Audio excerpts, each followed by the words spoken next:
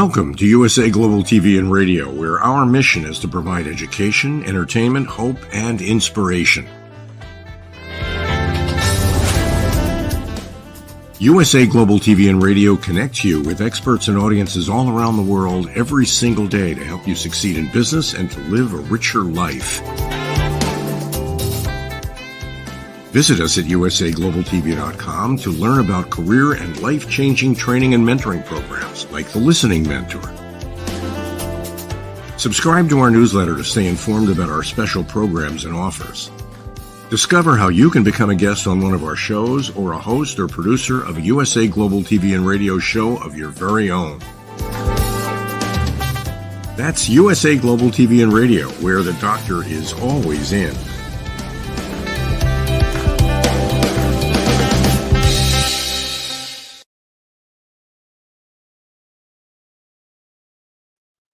Hi, red.olaughlin here.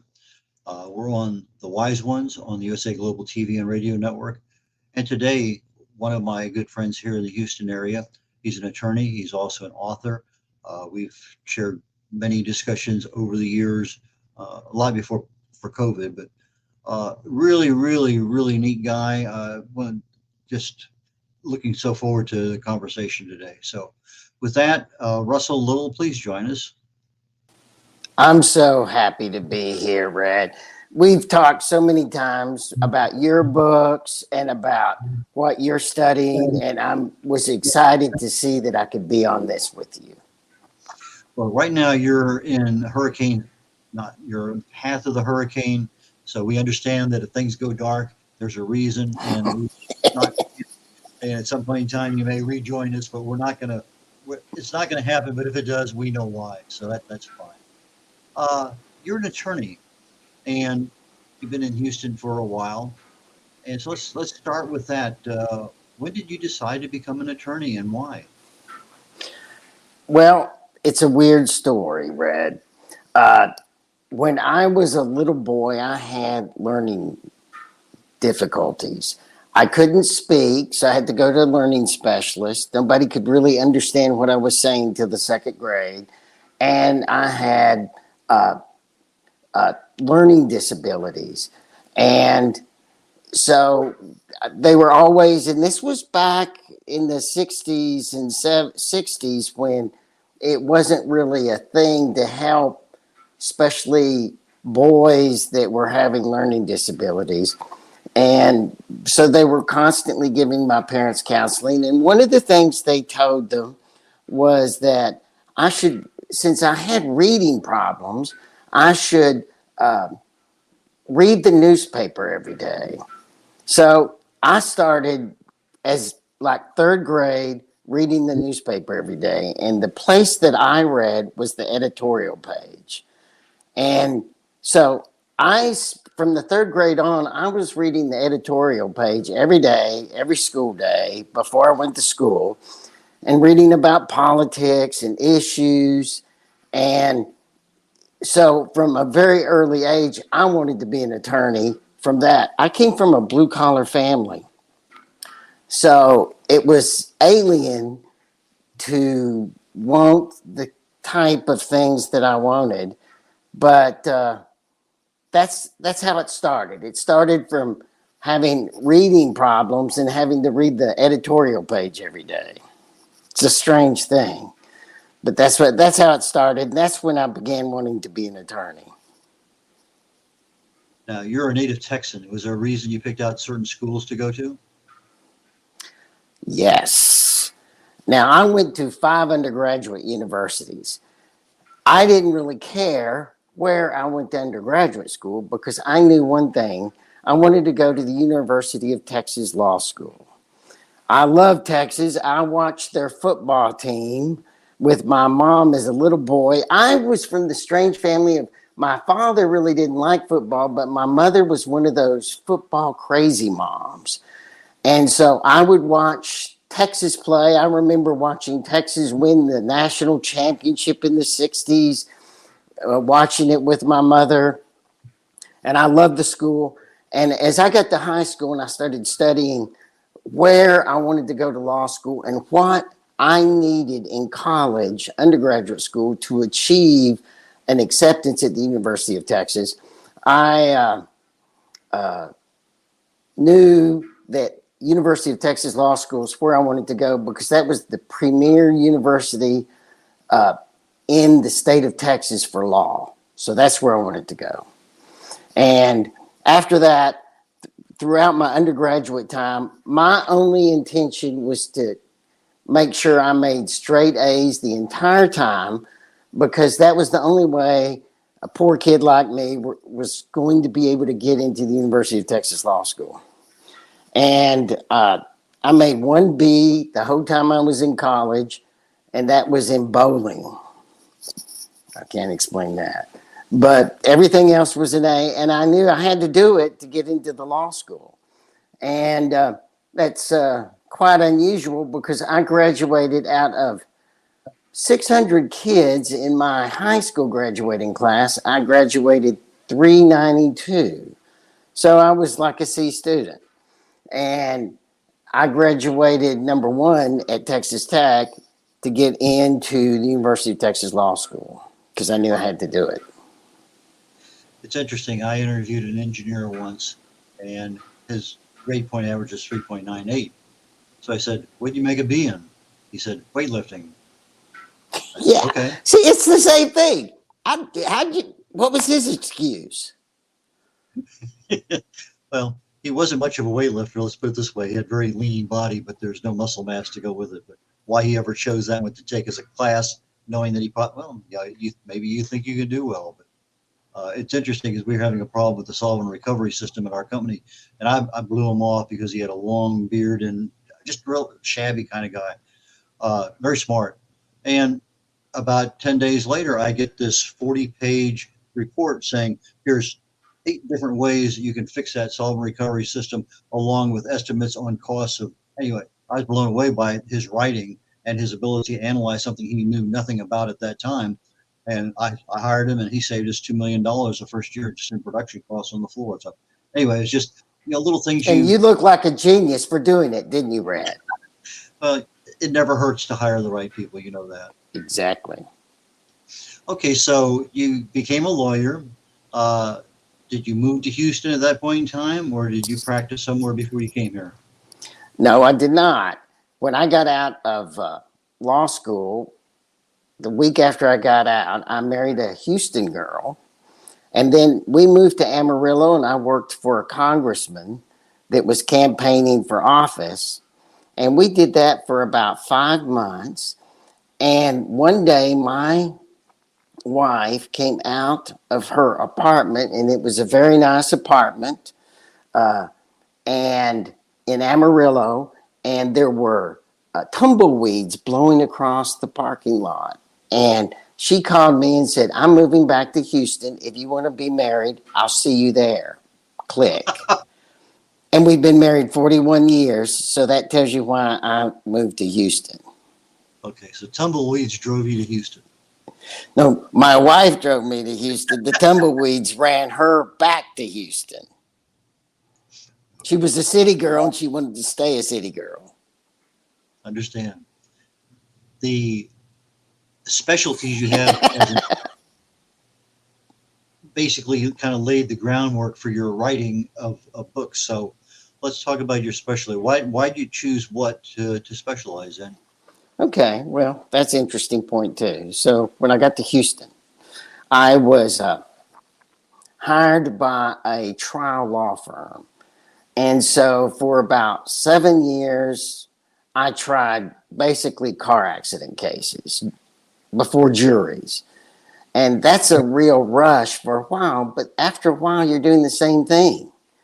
So after about 7 years, I decided, enough with the car accidents. I want to do something different. So I went out on my own. I started doing both criminal law, and then I found that I had a real skill at family law.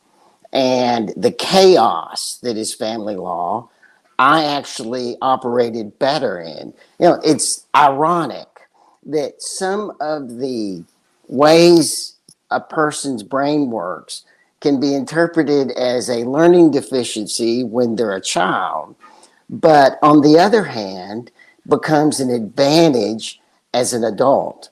And that's the way it worked with me. All of a sudden, my learning deficiency went from not being able to work on one thing for 8 hours to I could work on 8 things for 8 hours. And therefore, the chaos of a trial of a courtroom wound up being my advantage over my opponents. And so I evolved into the last 25 years of my practice into being a family law or a divorce trial lawyer. And that's really where I found my niche.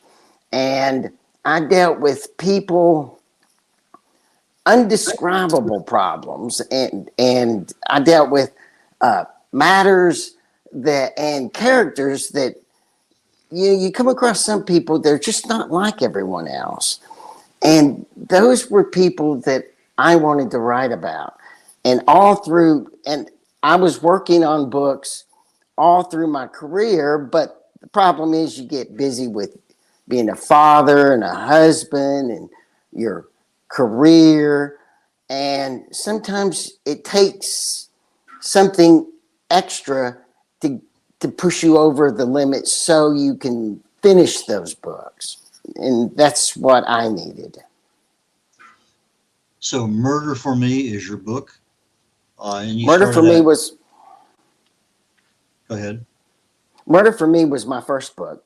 It first came out a few years ago, and then it was re-released under my new publisher in May in preparation for the next book, which ironically is Murder by Storm, which has a hurricane in it. And as we speak here, there's a hurricane looming over Georgia. And so the experiences you had in the courtroom, the people you dealt with, observed, become integral to the development of the plot of this book. Is that true? It's crucial. It's crucial. The main antagonist in this book is a merging of specifically two people I came across, and who gave me the idea for it. And they're so undescribably unique and so puzzling in their skills that it was something I wanted to write about. And in Murder for Me, there's also some inabilities and weaknesses of others that I wanted to write about. And so I merged them into this story of basically a battle between a very, very skilled woman antagonist, a detective that doesn't seem to know when to stop, and an attorney that was losing the grasp of reality. Okay. Did you model these off of people you know as other attorneys or detectives or whatever, or they just kind of fell out as part of the plot development? I got to say that it was a merging of different characters. Okay. And just the intellectual struggle in writing that book was to make a beautiful story and to communicate.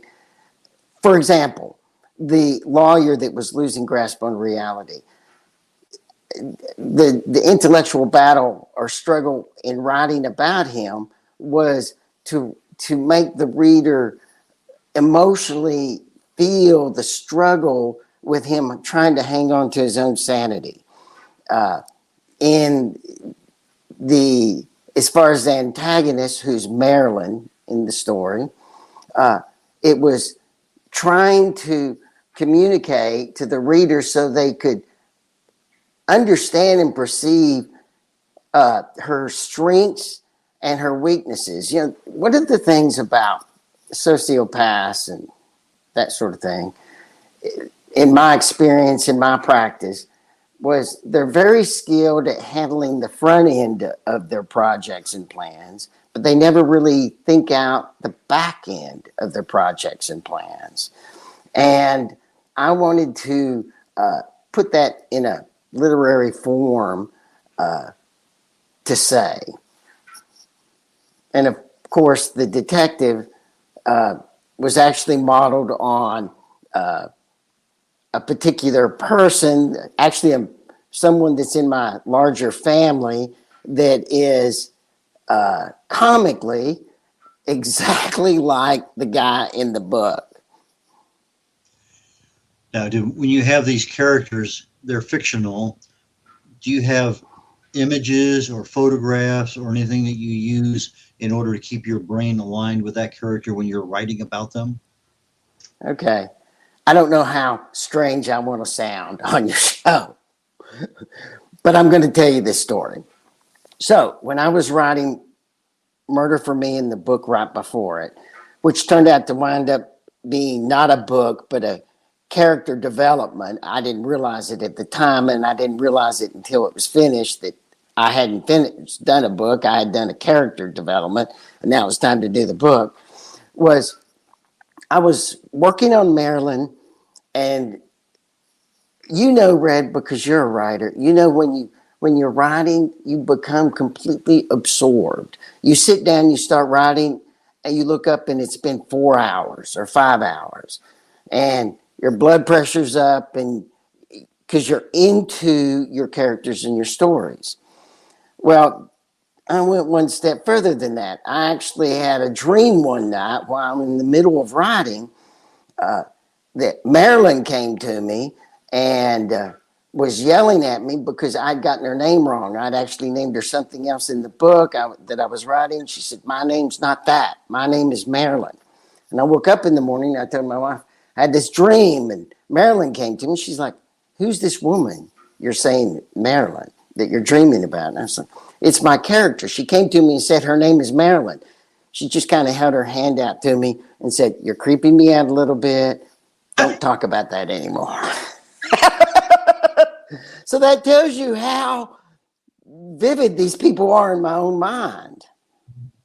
Yeah, subconscious mind is an amazing thing, and it can talk to you just as easily as anything else. You can feel textures, you can hear things, you can smell things. It's just, I mean, it's amazing when you start analyzing dreams and the response you get. But sometimes you have a dilemma, and you go to bed and you let your subconscious mind solve the problem.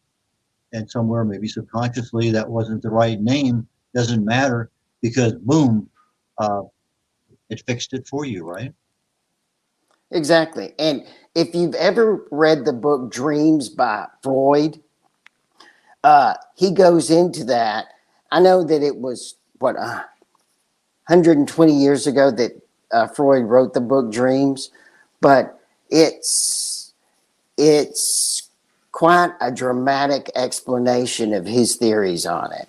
And, and it's so dramatic. Frankly, I haven't been able to. I tried to read the book twice. I had to stop because it was so disturbing. So I recommend you, if you haven't read Dreams by Freud, you read it. Dreams by Floyd. Freud, Sigmund Freud, Oh, the great Freud. psychotherapist. Yes. It's a great book I'm that I haven't finished. I talk with some experts in the field of dreams over lunch and things like that, and it's interesting if you pay attention to your dreams. Like I say, I can smell aromas, I can feel textures, I can feel lots of things in my dreams. People talk to me. It's amazing how vivid everything is at the moment. And then sometimes you wake up and you remember for about 0.3 seconds, and then no matter what you do, you can't resurrect it. But, Exactly. And I'm that way too. I don't remember my dreams more than a few seconds, which is why it's so bizarre that I remember this dream. It's bizarre. And then sometimes I can pick up a dream where I left off the night before or earlier in the night and keep going. And it's just, I've done that several times where I've only had one dream where it was future.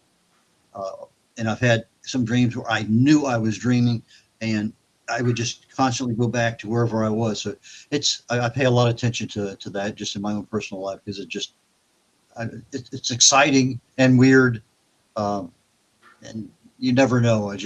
Maybe I'll end up writing a novel and I'll need to pull some of that stuff in. But okay, so you have a an abyss of characters from your legal days, and they become characters in your book. Now, is the second book that's coming out very shortly, is that an extenuation of the same people in the first one, or is there new characters? Oh, absolutely. Uh, I got three main reactions from my first book. I got a lot of good reactions, but uh, you know, it's funny. Uh, in the first book, Marilyn does, I communicated what she was doing, how she was doing it, how she was manipulating, but the readers wanted to know more about her. They wanted to know, why is she that way? What made her that way? I just that was the biggest questions I got, and so in the second book, I wanted to explain who Marilyn was more, why she was the way she was, why she had the ability she did, and actually, I found it the intellectual challenge of writing the second book was to, as a man, to write in a clear perspective of a woman. And and that was my intellectual challenge. And I found it very hard. I had to work very hard to do it. It took a lot of rewrites to do it right. But I wanted to explain that. And at the same time, I had gone through Harvey. I think that you went through Harvey too in the Yep. greater Houston area.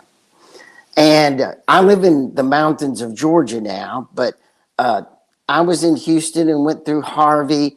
I lived downtown right across the park from where the thousands of refugees were taken when they were wiped out. And I spent the week helping over there, taking care of refugees. And then I spent weeks afterwards helping complete strangers that I never saw before and I never saw again completely gut their house so they could start repairs. And it was a life-changing experience. And if you've gone through a hurricane, you know the unbelievable sights that if you didn't see it, you would never believe it. For example, and I hope I don't see this over the next 2 days in Atlanta, but for example, manholes exploding up and water in a fountain pouring up 2 stories, blowing up out of the manhole, or complete strangers risking their life to save other people that they don't know and they don't know anything about. They don't know their political beliefs or don't care what race they are. They're just trying to help people. And I wanted to tell that story too. And frankly, because of all the time I've been in court and my career, I knew what like what happens to the police during a hurricane? What happens to evidence when there's floodwaters?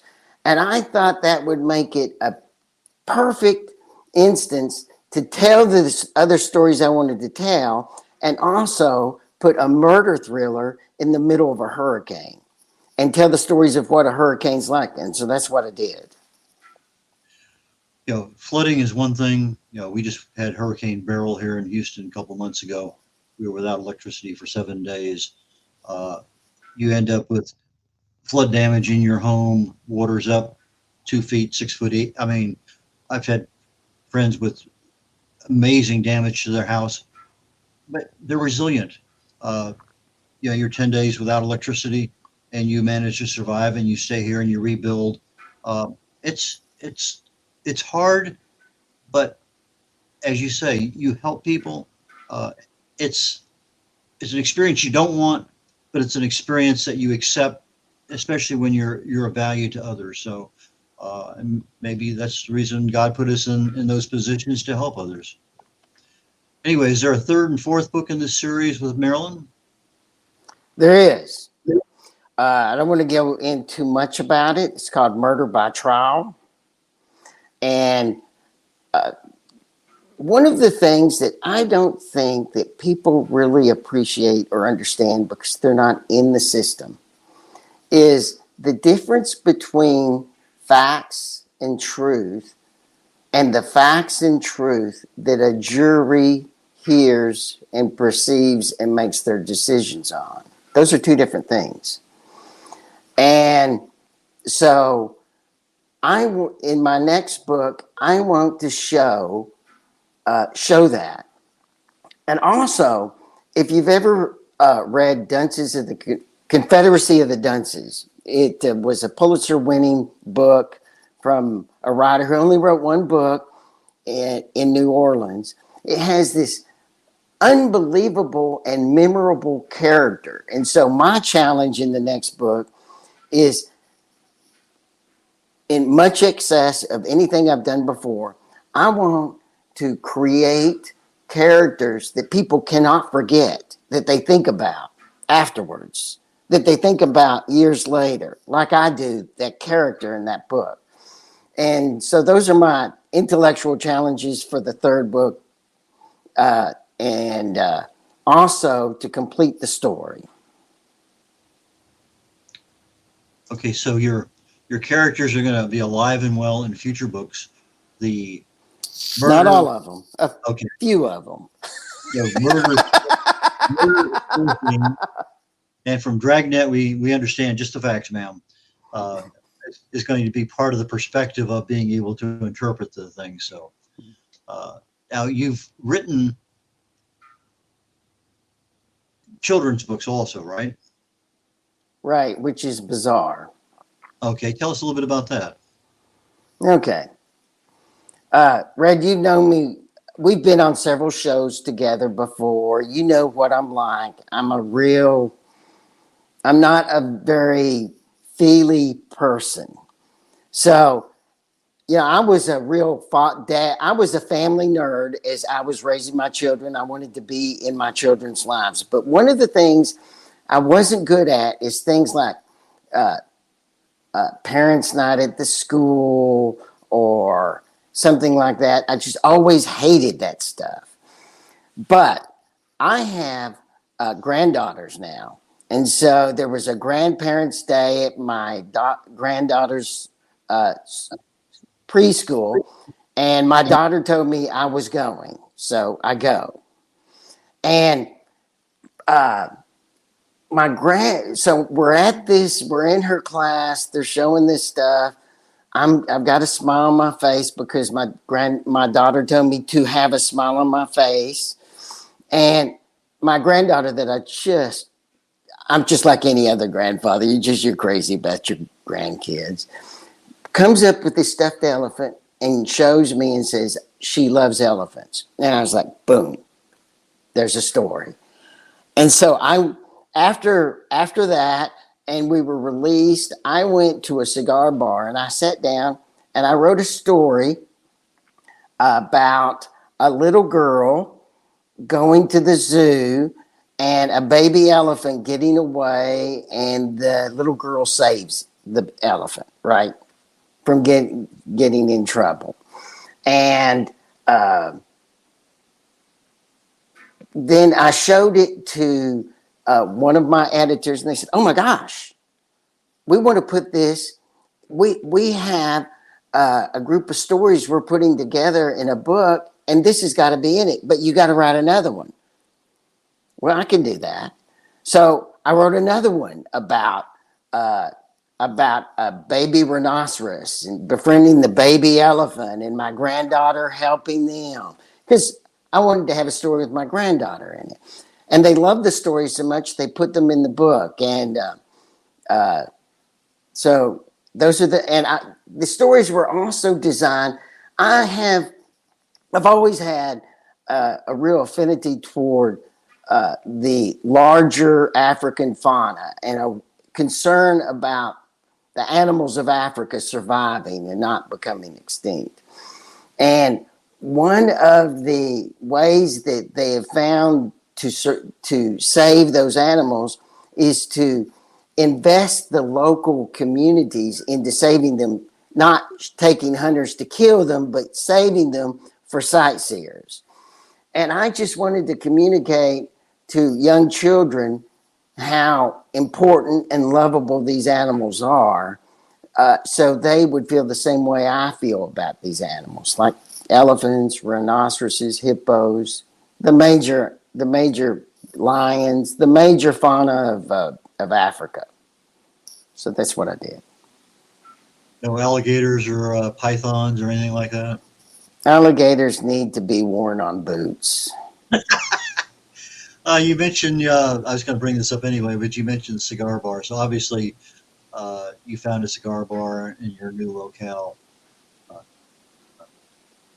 You have been doing that now for quite a while. I remember you talking about those periodically. So have you changed your preference on cigars, or is that still evolving as you get older? I'm a Perdomo Gordo man. I said that I smoke large, powerful cigars that, as they burn, they fight back at you. My father-in-law smoked cigars, but changed to pipes later in life. My dad smoked cigars most of his life, and that was a real challenge because I'm the oldest of 9 kids, and we're in a sedan. My dad's smoking a cigar with the windows up. Yeah, that was way it was way back then. It was. Let me tell you the way it is now, Red. The way it is now is I'm not allowed to come in the house in the clothes I wore at the cigar bar. I have to change clothes before I come in. Because it's not only am I not allowed to smoke anywhere around here except the patio, but I can't go into the house with the clothes I have on. So that's how much the world has changed since your dad had a cigar in the car. But he apparently fell in love with them down in Brazil during World War II, and he's flying a lot down in that area. And they would hand make them down there anyway. Another story, another time. But when you're writing, I like that story. What's that? I said I would like that story. But you're writing. When did you start marketing your book? After you wrote it, or while you were writing it? And what kind of skills did you learn along the way? Okay, well, I guess after I wrote the Murder for Me, but we've been promoting Murder for Storm by Storm for some time now, and it comes out October 22nd. So we've been promoting it quite a bit since then. The most important thing I've learned when I started the promotion was algorithms. Algorithms is the magic that controls everything. And if you want to market your book successfully, you've got to understand algorithms. You've got to understand what changes algorithms, and you've got to act accordingly. So that's what I learned early. And since numbers and math is something I have an affinity toward, I was able to understand it and understand what I needed to do to change it. So as you learned more, you applied that and saw results that were favorable and kept doing it or tweaking it, making it better. Exactly. Like, it's like Amazon has all these magic numbers that if you hit, it changes the algorithm of how they promote your book and where your book appears when someone's looking at other books. And since readers, the vast majority of readers buy more than one book at a time. And I always was thinking of 80% of my books are read by women. And a high percentage of the women that buy my book buys more than my book at the same time. So the question is, how do I affect the algorithm so my book gets in front of those potential buyers more? And because whenever you look for a book like on Amazon or one of the other websites, when you buy one book or you're looking at one book, it suggests other books. Well, that's from an algorithm. So the question is, how do you affect the algorithm so your book is suggested?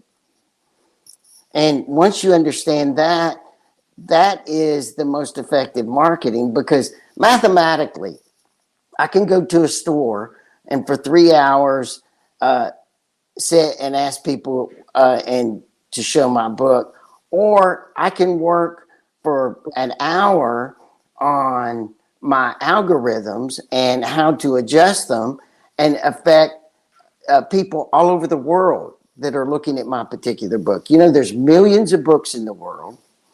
The question is, how do you get your book to the attention of those people that would be interested in it? And that's the challenge of marketing. Sounds like you know more than the average bear. Okay, last question before we start wrapping things up. Tell us just a little bit about how you develop the covers for your Murder By series. Okay. Well, there's two answers to that. When I released the first book, Murder for Me, the first time, I wanted a beautiful cover I could be proud of. And I concentrated hard on it. But that was before I understood algorithms. Once we reissued Murder for Me, and then we produced Murder by Storm, we had to redo the covers so that they were coordinated as the series came out with my publisher, Plum Creek Press. And they had an artist and expert work. And the idea is you want your book to look like what the readers expect books like yours to look like. Like if people that like murder mysteries have an expectation of what their covers should be, the algorithms will know what those covers are. And so you want to coordinate your covers so it's not too far from the top of the bell curve of what the expectations of potential readers and potential buyers are. And so your cover has to be within that narrow line of a bell curve. And the professionals that my publishing company have understood that and understood what I needed. And I'm very happy, especially Murder by Storm, because there's this big lightning streak that comes down the middle. I love the lightning. Okay, so we're at the end of the show. How do people get in touch with you? How do they buy your books? Both from your, if you need legal help, you're in the Atlanta area. Is that where you're at now? I'm in the mountains of Georgia, in Vinings, Georgia, right outside Atlanta. Okay, so how do people get in touch? What's your preferred method of contact? Well, they can find me at russelllittleauthor.com. That's my webpage. Or Russell's Stories on Facebook. And I respond to all my contacts. If you want to join my page at Russell Stories on Facebook, you have questions, that's where I actually let people know what I'm doing as an author. Interviews like today, right before this, I said, well, I still have, the hurricane is not hit yet. I still have power. Wish me luck on this interview. And so if you want to know what I'm doing, you should get on there and you can ask me questions there. Below this, you can see where my email is at russell@russelllittle.net. But I really, the best place to both follow what I'm up to and to ask me questions is at my website and at Russell Stories on Facebook. Okay, so from a perspective, you can buy the books on Amazon, but you can also buy them on your website. They should go to Amazon right now. And I'm sorry I didn't answer that part of the question. Murder for Me is on sale now. It's been on sale with the new cover since May. October 22nd is the launch date of Murder by Storm. They can pre-buy now, and I asked them to please do that. And October 22nd is when it comes out. Okay.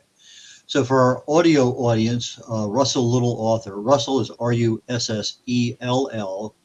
and then Little, Little, author.com. So Russell Little. So you got 3 L's in a row on russelllittle.com. Then another website he has is Russell Little, Russell, Little,